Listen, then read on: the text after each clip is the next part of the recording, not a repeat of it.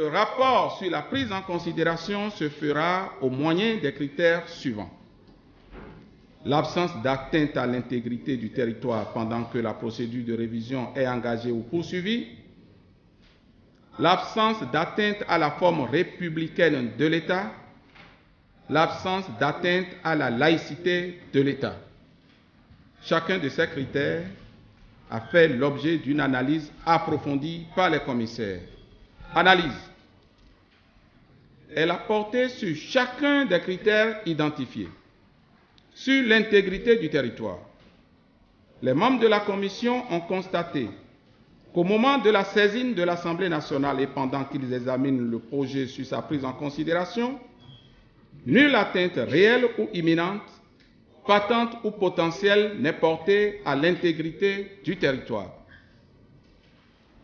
Sur la forme républicaine de l'État, les membres de la commission ont constaté qu'aucune des dispositions modificatives de la Constitution ne vise à changer la forme républicaine de l'État. Au demeurant, ni le préambule, ni l'article 2 de la Constitution qui dispose, je cite, « La République du Bénin est une et indivisible, laïque et démocratique », fin de citation, ne font l'objet de modifications.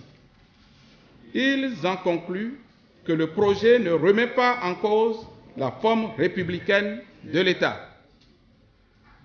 Sur la laïcité de l'État, les membres de la Commission, par les mêmes motifs que ceux précédents, ont relevé que les propositions faites ne portent pas atteinte à la laïcité de l'État.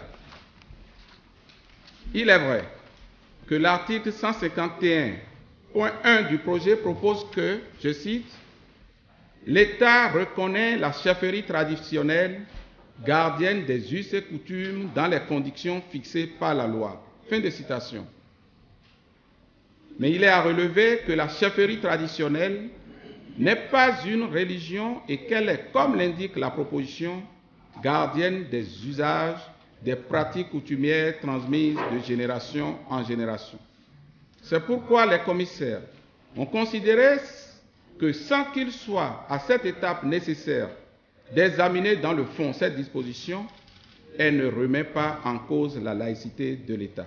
Somme toute, les trois critères d'évaluation de la prise en considération identifiés par la Commission étant remplis, les commissaires ont conclu que la procédure de révision peut être engagée.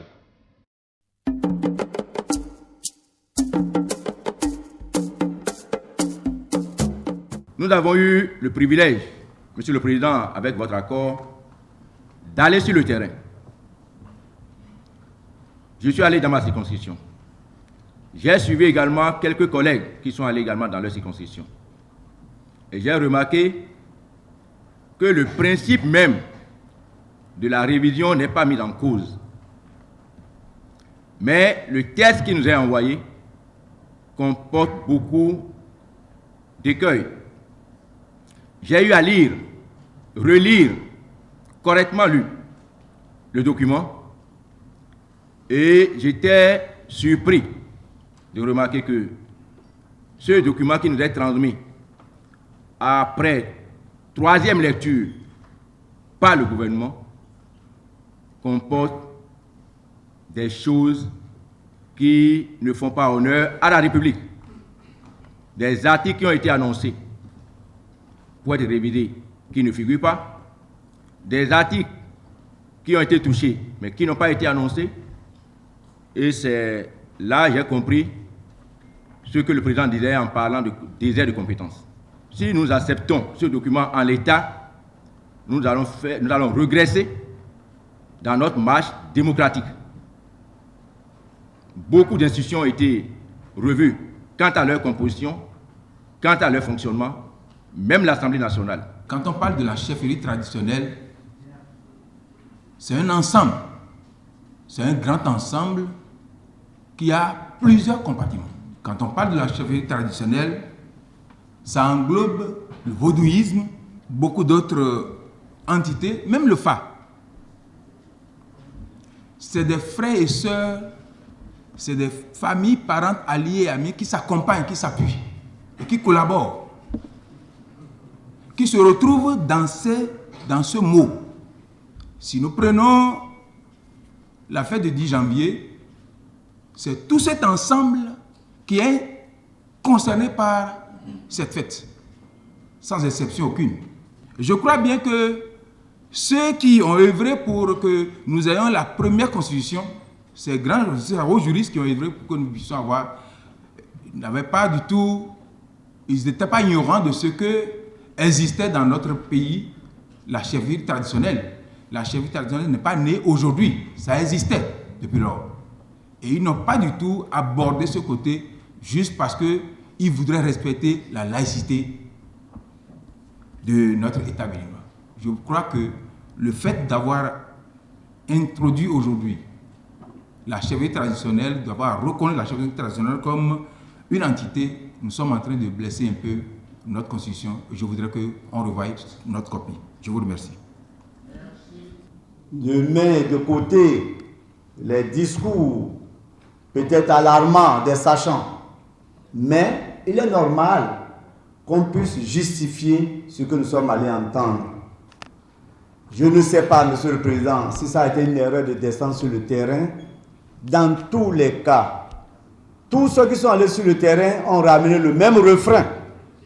Même ceux qui les ont tronqués doivent reconnaître le point de vue de la base. Et de ce point de vue, Monsieur le Président, si nous sommes les dignes représentants de ce peuple, si il est vrai que chacun de nous représente une portion du territoire ici, même si nous sommes à valeur nationale, nous devons avoir le courage, Monsieur le Président, de dire ce que le fétiche nous a demandé. Le fétiche, c'est le peuple. Et nous ne saurons plaire aux yeux d'une poule pour se faire manger par le fétiche. Les gens pensent, à la base, que l'heure n'est pas à la révision de la Constitution. Au moment où des milliers de tonnes de coton sont encore dans les brousses, au motif que le prix de transport a été diminué, au motif que l'AIC a mis des mesures nouvelles pour ne pas entreposer, eh bien le coton. Des gens ont vendu le coton depuis décembre et ils ne sont pas, jusqu'à ce jour, ils n'ont pas reçu les frais. Monsieur le Président, je voudrais juste faire une petite histoire pour rappeler les conditions d'élaboration, d'organisation du référendum et de l'adoption de la Constitution de décembre 1990. La démarche qui nous a amenés à cette Constitution a tellement été participative que le peuple se retrouve, sinon le peuple s'est retrouvé entièrement dans cette Constitution. Et c'est ça qui nous a valu 27 ans de stabilité, Monsieur le Président. Je souhaiterais que tout simplement, que la copie soit juste envoyée au gouvernement, renvoyée au gouvernement, avec son cortège d'instabilité politique, de crise sociale et consorts, et que la démarche soit plus participative afin que le peuple puisse se reconnaître dans le projet qui nous sera soumis. La commission des lois dit,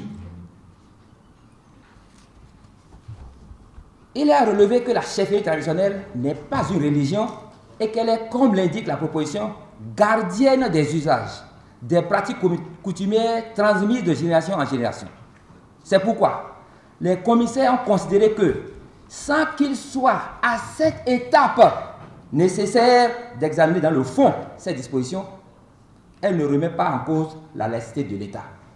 Je ne sais pas si je comprends bien le français là, mais Monsieur le Président de la République et Monsieur le Président de l'Assemblée nationale, il y a un problème.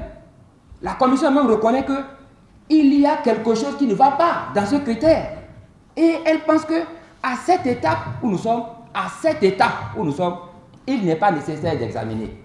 Mais si on n'examine pas maintenant, comment est-ce qu'on va considérer que le critère est véritablement rempli?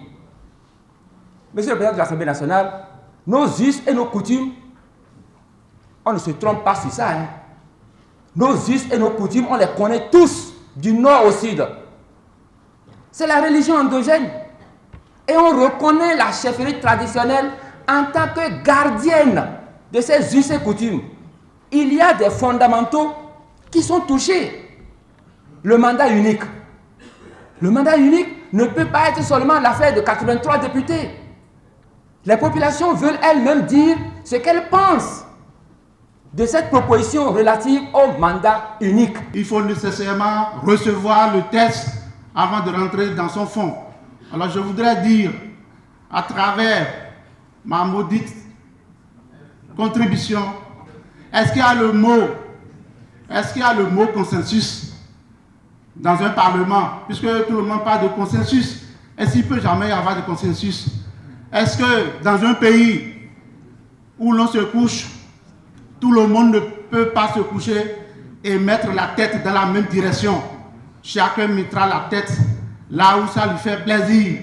Donc il ne peut jamais y avoir. Pendant la 6e législature, il a été dit dans cette même hémicycle qu'il faut de consensus sur certains textes. Et lorsqu'on commence pas à parler de consensus, c'est que le texte s'en va être rejeté. Je voudrais demander aux collègues que le mot consensus ne peut pas exister, sinon il ne peut pas y avoir le vote. S'il y a vote, il ne peut pas y avoir de consensus. Parce que c'est le vote qui détermine la position de chacun. Je voudrais dire, pour terminer, que la recevabilité de ce texte, elle est indispensable. Et sans ça, nous ne pouvons pas parler de sa révision. Moi, je suis un député élu. Je ne suis pas un député nommé. J'ai été élu contre la mouvance et j'ai été élu du côté de la mouvance. Et nul n'est maître de mon destin. Le maître de mon destin s'appelle Allah, créateur du ciel et de la terre, détenteur du pouvoir absolu. Personne ne peut être le maître de mon destin, Monsieur le Président. Alors, quand je vais retourner à la base, je dirai au tel couronné, je dirai au roi qu'il y a certaines personnes qui sont contre l'amélioration de la vie de ces rois, Monsieur le Président. Quand on nous parle de juristes de haut niveau, je dis c'est de la manipulation. Parce que ceux-là qui sont censés de mettre le droit à sa place ont un erreur en droit, font de la manipulation, de l'intoxication de l'opinion publique. Ils veulent livrer les députés. En tout cas, le Parlement actuel doit affirmer son indépendance, et dire niet, et que chacun respecte le principe de séparation du pouvoir. La commission a retenu que pour regarder, fouiller le document et savoir ce qui est dedans, ce qu'il faut accepter, ce que le peuple a refusé là, ce qu'il faut rejeter. La commission a dit qu'il faut voir 3 critères. La laïcité, la forme républicaine et l'intégrité du territoire. D'autres ont dit qu'il ne faut même pas regarder. S'ils disent qu'il ne faut même pas regarder, je peux considérer que c'est une injure à notre personne. Ça veut dire qu'on n'est pas capable de regarder. C'est eux-là qui sont capables de regarder. Ils n'ont qu'à attendre quand le peuple va les amener s'ils vont regarder. Ils n'ont qu'à attendre. Chacun reste dans son rôle. Chacun reste dans son rôle. Si, après examen, on voit que, effectivement, le projet qui a été soumis est passé contre notre volonté, contre la volonté du peuple, au détriment du peuple, là, on peut parler. Là, on peut parler. Monsieur le Président, c'est pour ça que je voulais tranquilliser les uns les autres. Tranquilliser les uns les autres. Pour qu'ils nous laissent jouer notre rôle et qu'ils soient là pour apprécier. Il y a un moment d'action, un moment de reddition des comptes. Se limiter aux articles 154, 155 et 156 pour conclure de la recevabilité du projet n'est pas un travail accompli. Monsieur le Président, la Commission a fait allusion dans son rapport à la décision DCC 06-074 du 8 juillet 2006 et a volontairement oublié la décision DCC numéro 11-067 du 20 octobre 2011 de la Cour constitutionnelle relative à l'objet de la modification et interdisant de toucher à la nature de l'État, au nombre de mandats du président de la République et à la limitation d'âge. Cette décision de la Cour, qui est une jurisprudence non négociable, est un élément juridique à prendre en compte dans la recevabilité du projet de révision soumis à notre étude. Je nous invite à prendre la meilleure décision pour permettre au gouvernement de réintroduire un document plus consensuel et respectueux des valeurs démocratiques. Je vous remercie. Le peuple a ses attentes. Aujourd'hui, députés, nous sommes appelés en cet instant historique de prendre cette décision-là. Nous devons la prendre en toute responsabilité et faire en sorte que les représentants de ce peuple que nous sommes ne soyons complices d'aucune situation qui compromette son bien-être, qui compromette le développement de ce pays. Au peuple, il est bon de notifier qu'il s'agit. Et c'est ce qui a manqué avant que nous n'allions sur le terrain, de préciser qu'aujourd'hui, l'étape qui est celle-là, qui nous permet simplement d'accepter le document, elle est importante, primordiale, fondamentale. Si tout ce que nous avons entendu sur les récriminations par rapport à certains articles, si nous devons pouvoir faire le lobbying, si nous devons pouvoir amener le gouvernement à changer un certain nombre de choses dans ce document, c'est d'abord ce pas qu'il faudra franchir.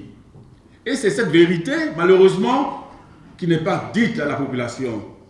Je ne voudrais pas employer le mot que j'ai entendu ici, mais je dis encore une fois que notre population, parfois mal informée, elle réagit parce qu'on la pousse à le faire. Le projet soumis à notre auguste assemblée remet-il en cause nos fondamentaux? Pour ma part, je dirais non, car je n'ose pas croire que l'exécutif veuille démolir l'édifice national et d'ailleurs les pères fondateurs ne lui pardonneraient pas. Alors, puisque la loi fondamentale nous donne le pouvoir d'amender le projet et de retenir et valider au nom et pour le peuple les propositions qui consolident l'état de droit, l'équilibre des pouvoirs. Monsieur le Président, exerçons alors souverainement nos prérogatives. Nul ne doit nous dénier nos prérogatives. La 7e législature a une chance historique de se graver dans les livres dorés de ce pays à travers la lourde responsabilité de décider pour ce peuple. Je pense sincèrement que nous, élus nationaux, avons qualité, nous avons la lucidité de parfaire ce premier travail fourni par la Commission, surtout que nous allons porter nos amendements. Faisons-nous confiance et libérons le peuple de la crainte. Nous devons respecter la volonté de nos populations. C'est très important. Ce n'est pas seulement les questions, comme certains nous disent, ce n'est pas affaire de social. On a brisé, on a fait le déguerpissement, on a fait tant, non. Mais quand vous prenez le texte qu'on soumet à notre appréciation et que vous lisez comme cela se doit, vous allez comprendre que le gouvernement doit retirer. Si j'étais l'un des conseillers, je demanderais depuis au gouvernement de retirer très habilement et d'aller revoir la forme. C'est de cela qu'il est question.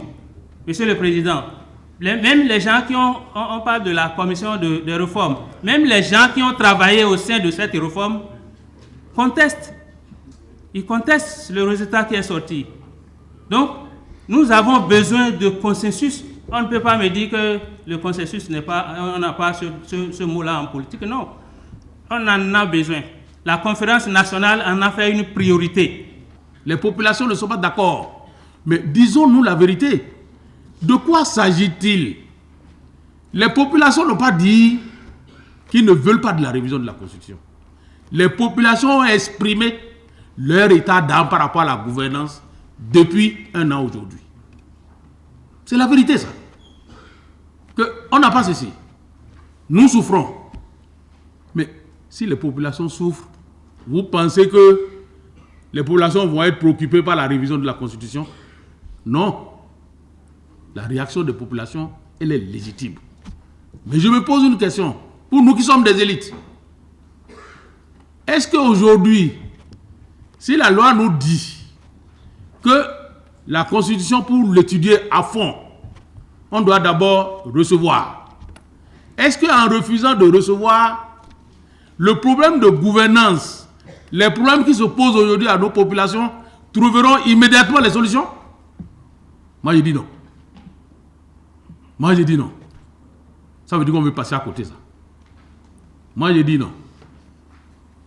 Je dis non parce que si on est député, nous avons des prérogatives, nous avons des mandats. On a été mandaté.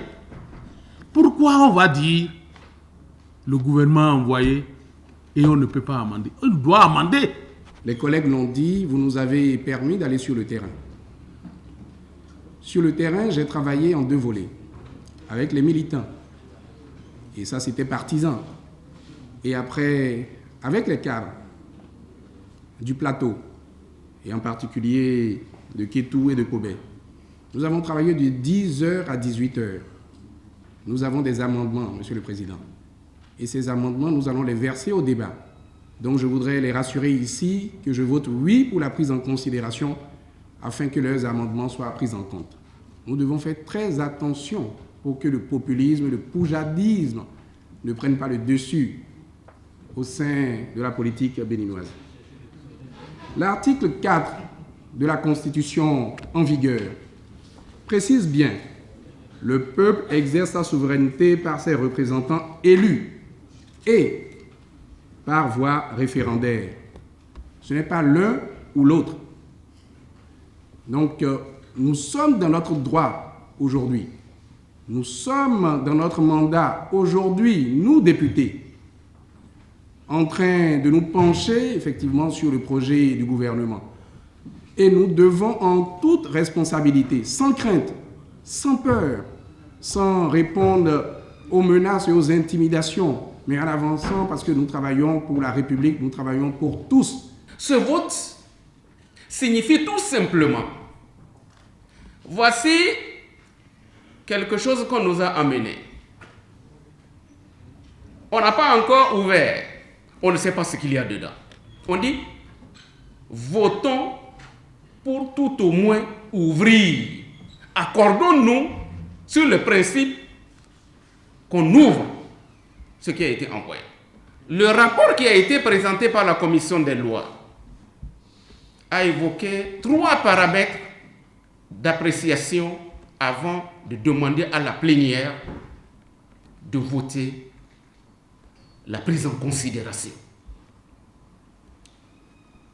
Non-atteinte à l'intégrité territoriale, non-atteinte à la laïcité, non-atteinte à la forme républicaine. Et sur la laïcité, Monsieur le Président, je pense que la Commission n'a pas suffisamment argumenté. Car en évoquant simplement la chefferie traditionnelle, dans la proposition, ce n'est pas ce que nous demandons. Il y a l'article 10 de la Constitution en vigueur qui permet de justifier que la laïcité de l'État n'est pas violée. Je souhaiterais que cela soit complété au rapport à titre d'amélioration pour nous permettre de parler le même langage. Je suis tout à fait bien placé pour en parler. Et quand il y a des raisons objectives pour ne pas le faire, je n'ai pas hésité à m'opposer à cela. Parce que ça remettait en cause un certain nombre d'éléments fondamentaux de notre Constitution. Mais le projet a été étudié par la Commission. Donc il n'est pas question de rejeter. Sans l'avoir étudié, ce projet. Le projet a été étudié. Et le projet est encore au niveau du Parlement. Donc nous avons eu un certain nombre d'occasions et malheureusement, des raisons objectives, des conditions objectives nous ont obligés à ne pas réaliser cette révision de la Constitution. Aujourd'hui, nous avons une occasion de le faire. Et nous sommes dans un contexte favorable. Pourquoi? Parce que nous avons un chef d'État qui est au début de son mandat. Nous avons un chef de l'État qui dit « Je ne veux faire qu'un seul mandat. Je ne veux pas faire d'autres mandats. » Donc la suspicion n'est plus de règle. La suspicion n'est plus de règle. Donc nous pouvons profiter de ce contexte pour réviser la Constitution. Je pense que nous devons, en tant que parlementaires, prendre la balle au bond et réaliser cette révision de la Constitution. Je voudrais ici, en tant que porte-voix, disons du PRD, je ne suis pas le seul, mais j'ai été mandaté pour dire que le PRD votera oui pour la prise en considération. Tout simplement parce que quand nous sommes allés voir nos électeurs, la population, nos électeurs ou la population nous ont dit « Nous avons confiance en vous, vous avez toujours été les sentinelles de la démocratie. Et aujourd'hui, si vous estimez qu'il faut prendre en considération ce projet pour pouvoir user de votre droit d'amendement le moment venu pour regarder article par article, nous ne pouvons pas vous refuser cela. » Donc c'est pour vous dire qu'à l'étape actuelle, nous allons voter oui pour la prise en considération. Et comme vous l'avez dit, et comme vous le savez aussi, quand nous allons aborder la deuxième phase, article par article, nous allons user de nos droits ou de notre droit d'amendement. La question, n'est-ce pas, de révision de la Constitution ne date pas d'aujourd'hui. C'est depuis le temps du gouvernement Kérékou, en passant par le gouvernement Yaïboni, pour en arriver au gouvernement Talon. Si tous ces gouvernements ont décidé, ont eu l'idée de réviser la Constitution, de modifier notre Constitution, c'est parce qu'il y a quelque chose dedans qui ne va pas. Donc pour cela, moi je ne comprends pas que aujourd'hui des voix se lèvent pour dire non, on ne va pas le faire. Le temps est venu pour qu'on l'aborde réellement, avec courage, avec détermination. Donc, moi je voudrais donc m'aligner sur les conclusions de la commission des lois qui nous invite à voter la prise en considération de ce dossier. Pourquoi? Parce qu'il faut un jour percer l'abcès, comme on dit. Écoutez, hein, c'est pas parce que les yeux de Dansou sont rouges qu'on va pas manger le gâteau rouge à côté de Dansou. Mais beaucoup m'ont appelé hier, Monsieur le Président. Écoutez, Benou, ne vote pas. Il faut rejeter la révision. J'ai dit d'accord, je vous comprends. Mais pourquoi je dois éviter la révision? Il me dit, mais c'est parce que on vous a ôté le droit de ratification. C'est parce que le président de la République et les ministres ne seront pas gardés à vue. C'est parce que le Conseil économique et social n'existera plus. C'est parce que vous, députés, vous irez aux élections législatives en 2021. J'ai dit, c'était à cause de ça. Mais ce que vous dites là, c'est plutôt des amendements. Hein. Ils ont dit, qu'est-ce que toi tu appelles encore amendement? On nous a dit partout, nous passons, il faut rejeter la chose. Qu'est-ce que toi tu appelles alors amendement? Je dis non. Le projet qui est arrivé, l'opportunité est donnée aux députés de voir article par article si ce que le chef de l'État a envoyé leur convient. Si ça ne convient pas, là, on peut amender et corriger. Dire, ah, mais on ne nous a jamais expliqué ça. Si c'est comme ça, alors il vaut mieux amender. Depuis l'indépendance jusqu'à aujourd'hui, aucun gouvernement n'a mis une place, reconnaissance des royautés dans notre constitution. Le président Talon est venu et pour la première fois a décidé de reconnaître l'existence des royaumes et des chefferies. Au nom de tous les rois, moi je vote. Je vais voter ce projet et s'il y a des amendements à faire, je participerai. Pour moi, Rosine Vieira Soglo, c'est une nouvelle réécriture de notre Constitution. Ce n'est pas une révision de la Constitution quand on touche à presque près de 40% de ce qu'il y a dans l'ancienne Constitution. C'est mon point de vue, je l'exprime. Je ne suis pas d'accord que si vous acceptez les prérogatives du Parlement contre contrôle du gouvernement, on nous l'enlève. Ou alors vous n'avez pas lu votre la révision de la Constitution, où on dit que le président tout seul peut ratifier tous les accords sans nous. Déjà que depuis des années, nous demandons qu'avant même de faire ces accords, qu'on nous prenne un comité et qu'on nous en parle. Nous n'avons jamais obtenu cela, sous aucun régime. Aujourd'hui, on nous écarte purement et simplement. Et vous acceptez ça, de disparaître, d'être un parlement godillot, une chambre introuvable. Tant que moi je serai là, ça ne passera pas comme ça. Le peuple est magnifique, hein? Vous voulez être député, mais à part ça, après ça, il ne sait pas, il est manipulable, il est ceci, il est cela. Pourquoi? Intellectuel ne signifie pas être bête. Le peuple, la souveraineté du peuple. Qui est le peuple? C'est qui? Moi, j'ai eu le privilège d'assister à la conférence nationale. J'étais parmi les seuls cadres. Chaque ministère envoyait un cadre. On a parlé au nom du peuple. Est-ce qu'il y a une place publique où on réunit le peuple pour dire, dites-moi ce que vous pensez? Non. Aujourd'hui, là, nous avons la légitimité. Les représentants du peuple, c'est les députés, aujourd'hui, là, qui n'en déplaisent à certains. Mais c'est cela.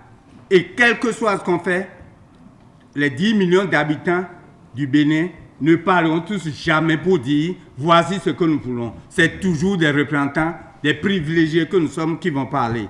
Le président de la République, en faisant une intervention, en faisant son message, a dit s'il y a des points qui portent atteinte à la démocratie, allez négativement, rejeter. S'il y a des points qui ne permettent pas le développement économique de notre pays, rejeter. Il a posé un certain nombre de questions. Quel est notre rôle si nous ne pouvons pas étudier ce qu'on nous a envoyé? Le processus actuel, étant légal, doit continuer jusqu'au bout. Sinon, moi, que vais-je dire à mes mandants?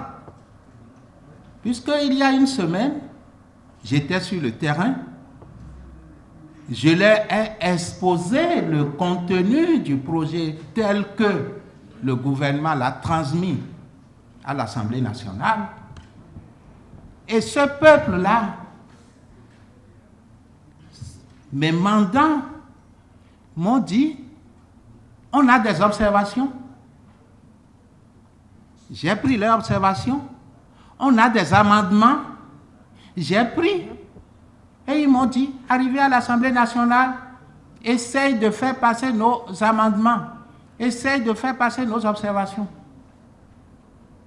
Si moi j'arrive ici, je refuse, je dis que le processus doit être arrêté. Si je dis ça, je vais dire quoi à mes mandants? Donc moi, je veux que le processus continue normalement. Ce processus étant la seule alternative. Nous ne sommes pas venus ici pour dire oui, non à un projet. Nous sommes venus ici ce matin pour nous autoriser à passer à une étape. L'analyse, les amendements, les appréciations par rapport à un dossier délicat, sensible. Et ça, nous avons été élus. Nous sommes payés chaque mois pour ça. Oui, le temps est grave. Parce que des gens, des personnalités, des sommités qui devaient être des éveilleurs de conscience deviennent subitement des manipulateurs de conscience. Et le peuple se perd dans ses repères. C'est grave, c'est inquiétant. Parce qu'on parle d'un test qu'on n'a pas lu. On parle d'un test comme si quelque part il y a un laboratoire qui fabrique l'information, qui intoxique l'information, et tout cela est propagé. Parce qu'on a l'impression que quelqu'un a intérêt à ce qu'on ne le révise pas. Ceux qui étaient chauds hier et qui aujourd'hui sont contre, exhibent comme argument, comme quoi il y a problème de coton, il y a problème de chômage des jeunes, l'économie se porte mal, etc. Monsieur le Président, à l'époque où ceux-là proposaient des projets de révision, le coton n'avait pas de problème, les jeunes avaient tous des emplois, visiblement. Le problème n'est pas du tout ce qu'on a tenté ou ce qu'on tente de faire croire à l'opinion publique. Monsieur le Président, le projet de révision de la Constitution qui est soumis à notre attention comporte beaucoup de points qui ne plaisent pas. Et moi-même, tel que disait un collègue, moi je ne voterai pas pour ce projet-là si le gouvernement n'accepte pas un certain nombre d'amendements et des amendements de fond. Le peuple béninois n'a plus envie d'avoir une constitution qui encourage les voleurs et encourage l'impunité. C'est pour tout ça que les Béninois doivent comprendre que les députés, à la date d'aujourd'hui, doivent voter massivement. Massivement pour s'autosaisir de ce document qui nous est proposé et faire des amendements sérieux. Est-ce qu'il est opportun de réviser notre Constitution? Je crois que nous nous accordons presque à l'unanimité sur l'opportunité de la révision de notre Constitution qui, à maintes occasions, a montré ses limites. Est-ce que la démarche de révision actuelle est conforme à la procédure prévue par la Constitution? Là aussi, je crois qu'on répond par l'affirmative. Ayant une réponse positive à ces préoccupations, moi je suis tranquille et je ne vois pas où se trouve le problème au point où on demande déjà un retrait du projet. Monsieur le Président, à ma connaissance, il n'y a pas eu de projet ou de proposition de loi que nous ayons adopté ici sans amendement. Pourquoi ne le ferions-nous pas pour notre loi fondamentale? Donc je voudrais inviter certains de nos concitoyens qui versent dans l'extrémisme, à savoir raison garder en laissant chaque institution user de ses prérogatives. On dit la nourriture est empoisonnée et vous dites de continuer à manger. On ne peut pas manger. Ou on dit la fondation, vous êtes en train de bâtir une maison. On vous dit que la fondation est ratée. Et vous dites non, continuons de construire. À la fin, vous verrez que c'est un bel édifice. Mais on vous dit que la fondation est ratée. Qui va dormir dedans? La fondation de l'édifice est ratée. Lorsque la fondation est ratée, quelle que soit la beauté du bâtiment, le bâtiment ne peut plus être solide. C'est de ça qu'il s'agit. Tel que nous sommes en train de partir, et j'entends les collègues dire, je voterai. Tant que ce n'est pas amendé, on ne pourra pas savoir ce qui est dans le document. Il faut aller aux trois quarts, afin de voir ce qui est dans le document. Mais la nourriture empoisonnée, on ne peut pas manger, il faut retirer ce plat. C'est de ça qu'il s'agit. Qui a envie de se tuer? Il faut retirer ce plat, Monsieur le Président. Il faut purement et simplement retirer ce plat. Si c'est une construction, il faut purement et simplement changer de parcelle. L'actuel président estimait en son temps que le pouvoir du président de la République en République du Bénin est puissant. Il fallait diminuer. Monsieur le Président, c'est pas ce qui est dans l'actuel projet. L'article 35 nouveau, ce n'est pas un président que ça nous donne, c'est un roi que ça nous donne. Il y a certains qui ont dit, ne voulons pas du tout de cette révision parce que nous avons fait. Il y a certains qui ont dit, nous sommes pour cette révision, mais il y a beaucoup d'articles à polémique là-dedans. Si le gouvernement pouvait accepter que vous amendiez, et s'il pouvait accepter vos amendements, alors allez-y. Il y a une autre catégorie, bon, je ne vais pas revenir sur toutes les catégories, pour dire qu'avant que je ne vote pour cette proposition, ce projet de révision de la Constitution, il faut qu'on puisse évoluer pour que j'aille à la phase des amendements, à la phase où je pourrais tenir compte des recommandations qui m'ont faites mon mandat, pour militer, travailler pour que ces amendements soient pris en compte. Mais si à l'étape où nous sommes, je dis arrêtons, je n'évolue pas, ça veut dire que je n'aurai aucune occasion, aucun moyen de pouvoir porter leur voix ici. La constitution de tout pays est une chose sacrée et la relire est un sujet vraiment sensible, Monsieur le Président. Et c'est pour cela que je fais partie des députés qui sont descendus à la base pour recueillir les avis de nos mandants. À ce niveau, j'ai pris la peine de ne pas réunir uniquement mes partisans, mais toute la diversité d'opinions au sein donc de la communauté. Là, les avis sont partagés. Ils ont formulé assez d'amendements, Monsieur le Président, et ils ont exigé de la représentation nationale que les magistrats qui sont en grève en ce moment, que ces magistrats soient écoutés. Ils veulent que nous prêtions une oreille attentive aux partenaires sociaux, à tous les démocrates, aux patriotes, à tous les progressistes. Je veux dire que les champions, toutes catégories de la corruption, de l'autoritarisme, les champions de la gouvernance la plus opaque, sont ceux-là même qui disent aujourd'hui qu'il faut rester immobile, qu'il faut tout de suite rejeter le projet, qu'il faut refuser de réviser, et disent-ils, parce que le peuple a faim. Et ceux-là, c'est seulement aujourd'hui qu'ils découvrent que le peuple a faim. Je leur dis non, non, non et non. L'immobilisme n'a jamais été un atout dans la lutte pour le progrès. Nous devons prendre le projet gouvernemental, l'amender, le rectifier, en éradiquer toutes les dispositions suspectes éventuelles. Chacun sait ce qu'il défend, selon l'angle sur lequel il est placé. Nous avons été toujours conscients ici, nous avons toujours travaillé dans la bonne ambiance et aussi dans la démocratie. On n'a jamais fait pression sur nous. Même si on fait pression sur nous, il y a des gens qui ne peuvent pas faire pression. En tout cas, moi, on ne peut pas faire pression sur moi.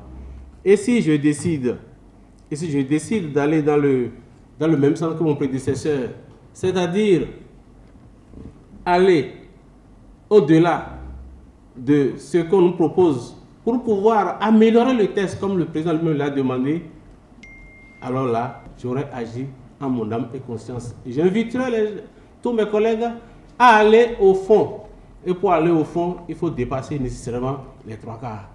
Donc, dépassons les 3 quarts pour pouvoir aller au fond et porter les amendements des aspirations nobles de notre population. Ce qui se passe aujourd'hui, que nous lisons, nous voyons dans cet hémicycle, où les membres de la même commission, ceux qui ont participé à cette commission de loi, qui ont voté là-bas, sur le nombre, il y a un seul qui a voté contre. Les mêmes personnes viennent à l'hémicycle pour faire des déclarations tapageuses. moi je suis vraiment désolé. Ne mettez pas notre population en difficulté, malgré la famine qui sévit. Ne mettez pas la population en difficulté. Moi, je voterai pour la recevabilité, la prise en compte du texte. Le président Talon a fait campagne sur la révision de la Constitution. Et le peuple lui a donné mandat pour le faire. Au nom de quoi? Nous, là, ici, on peut dire on ne va pas le faire. Il faut rejeter, il faut renvoyer ça au calendrier grec. C'est vrai qu'il y a derrière des gens que certaines dispositions de la révision touchent et ceux-là sont derrière à remuer. Nous ne soyons pas les marionnettes des types qui sont finis et qui ont joué leur rôle et on a regardé ce qu'ils ont fait. C'est du négatif. Pourquoi on va s'accrocher à ça? En tout cas, moi je vois cette révision-là. Elle est dans le sens du progrès. Je vais voter cette révision. Est-ce que nous devons ramener la République à une personne? Cela me pose suffisamment de problèmes. Le peuple béninois est bizarre parce que le président Talon a été élu sur la base d'un programme. Et sur la liste des conditions prescrites dans ce programme, il était prévu la révision de la Constitution. 24% au départ, il s'était retrouvé à 65%. Alors que nous sommes en démocratie. Pour moi, la majorité des Béninois ont épousé ce programme. Voilà que le président Talon, prêt à remplir sa promesse vis-à-vis du peuple, ce même peuple commence par s'opposer à lui. Moi, j'ai toujours voulu être objectif vis-à-vis de moi-même. Et c'est pour cela que, quand je me retrouve face à ce genre de questions, je ne m'agite jamais. Aujourd'hui, je me considère comme un juge entre le gouvernement et le peuple. Et quand vous êtes dans la posture d'un juge, on ne parle pas trop. Donc, mes chers amis, mes chers compatriotes, vous qui êtes en train de nous écouter en ce moment, rassurez-vous, votre fils, votre frère Atao Renoro n'a reçu 1 franc. Et tout à l'heure, dans le vote, vous le sentirez.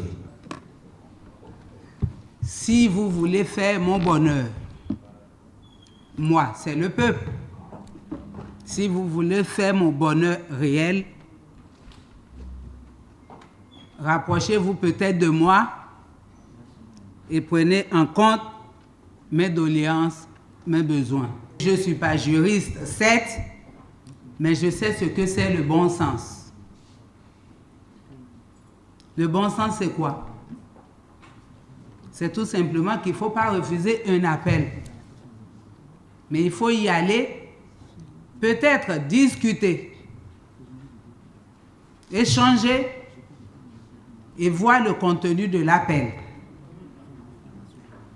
Quand j'ai répondu ainsi, mais ils m'ont toujours rappelé que la priorité, c'est le pain, c'est l'emploi.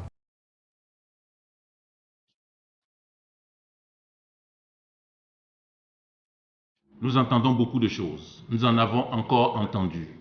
Nous nous rappelons qu'en 1991, lorsque le président Nicéphore Soglo était au pouvoir, il y avait tellement de choses qui ont été dites. Tellement de choses ont été dites. Des insultes inutiles, des injures à sa personne, à la personne de sa famille. Et pourtant, nous avons observé, notre histoire retient les travaux herculéens qu'il a engagés. Son silence l'a mis à la hauteur de tout. Et aujourd'hui, l'histoire lui restitue son honneur et sa dignité. Nous avons entendu beaucoup de choses aujourd'hui et dans cette salle aussi. Nous allons rester silencieux là-dessus. Peut-être bien que l'histoire nous accordera le minimum de dignité.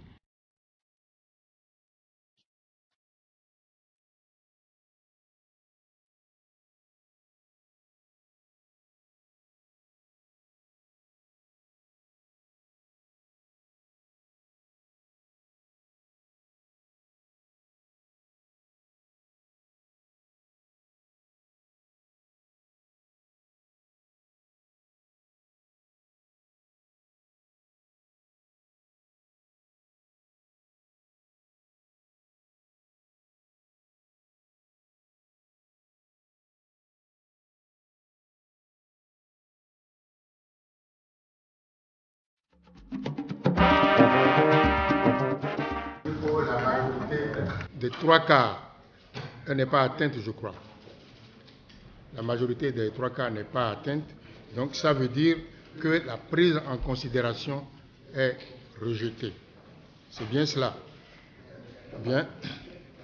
L'Assemblée nationale a rejeté la prise en considération par 60 pour et 22 contre et une abstention. Voilà. Voilà une affaire qui est réglée.